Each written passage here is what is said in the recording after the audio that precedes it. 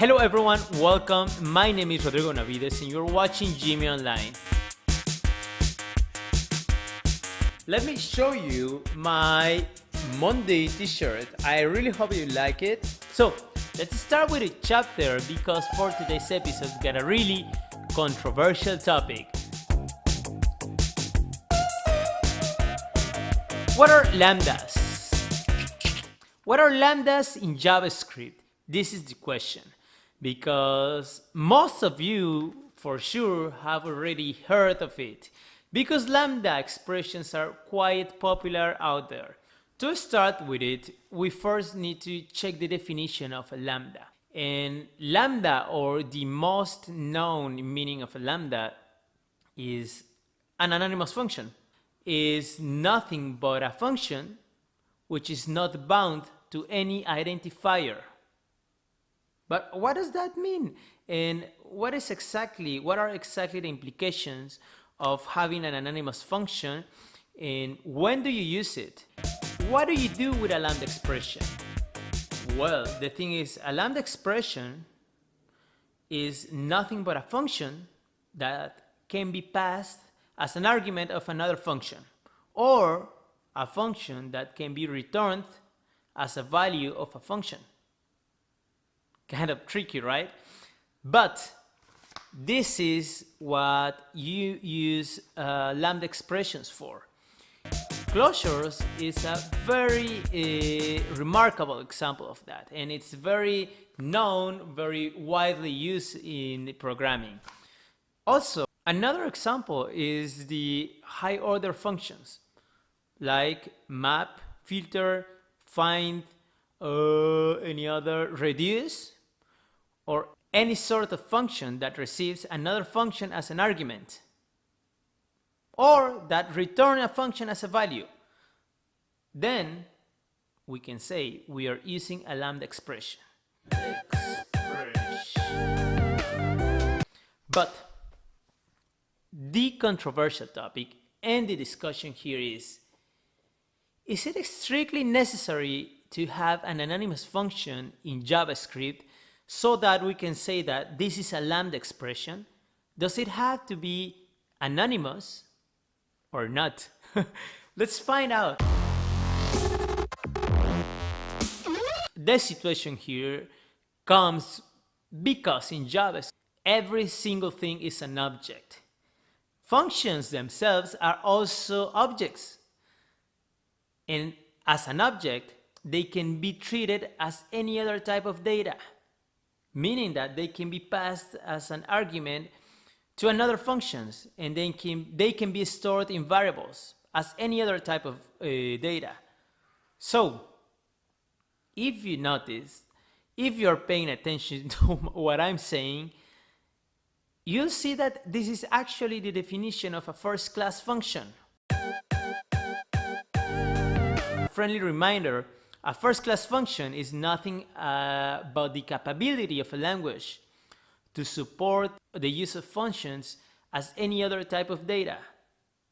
So we can build high-order functions, for example.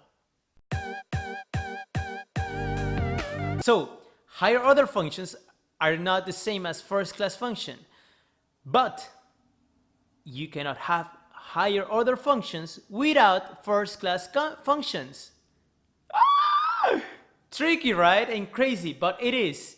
It is what it is, guys. So first-class functions is the capability of the language of using functions as any other type of data. And a higher order function is a function that can receive a function as an argument or return a value that is actually another function. So you cannot have higher order functions in a language that doesn't support first-class functions. Guys,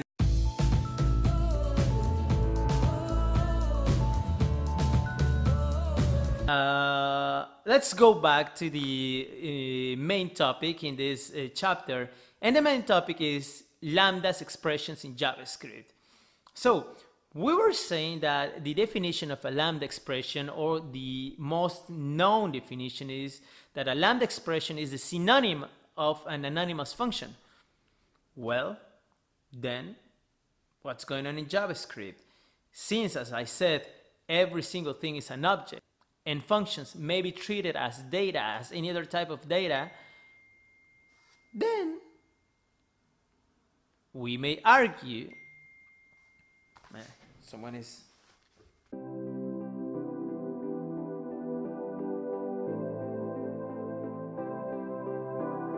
it's my girlfriend. I was saying that, so the question that you may be asking is, okay, so Jimmy, is it strictly necessary to have an anonymous function in JavaScript so that we can call it a Lambda expression?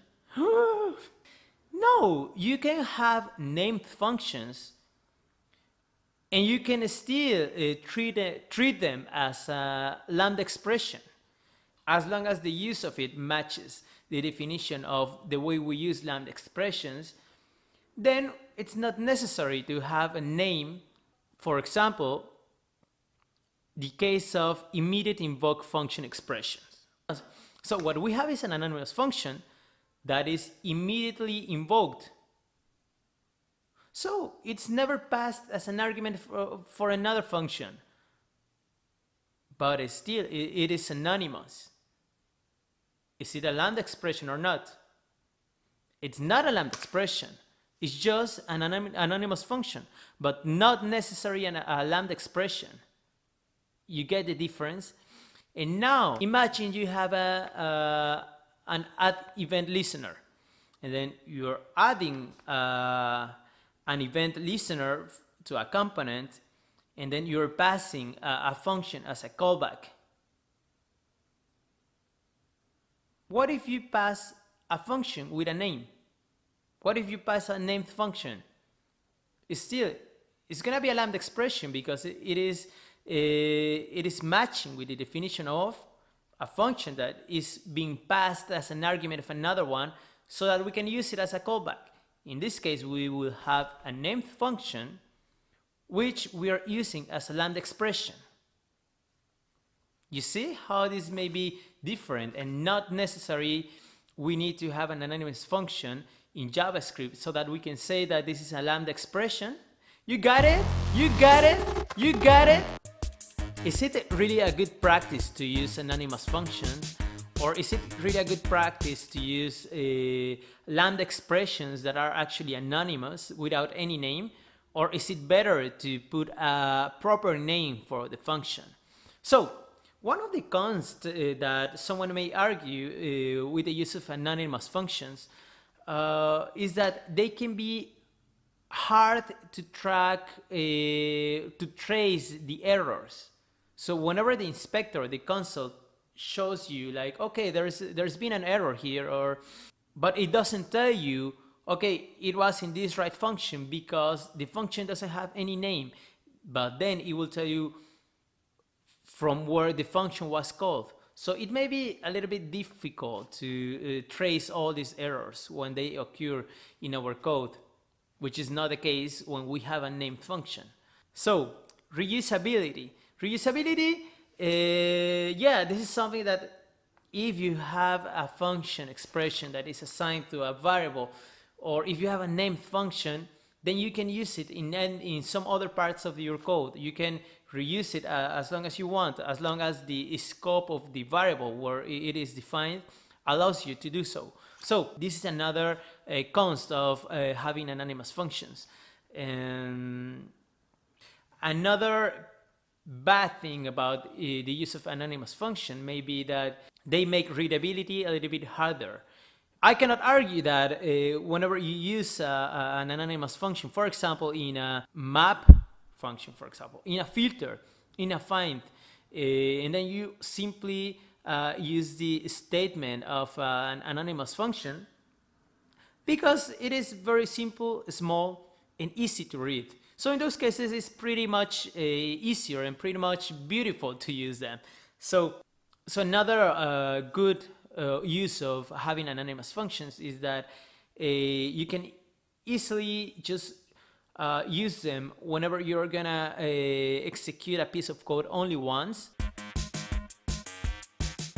So that it is for now.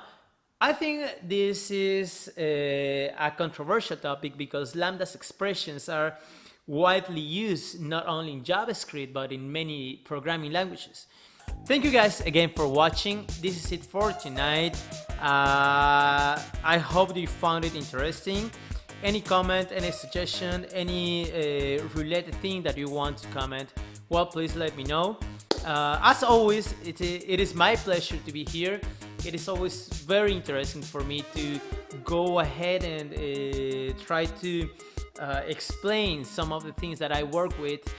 In the next chapter, I'll be talking probably about some service workers or some JavaScript intermediate things, or maybe some JavaScript basics, just to continue with the tradition. So thank you guys for watching, and bye bye.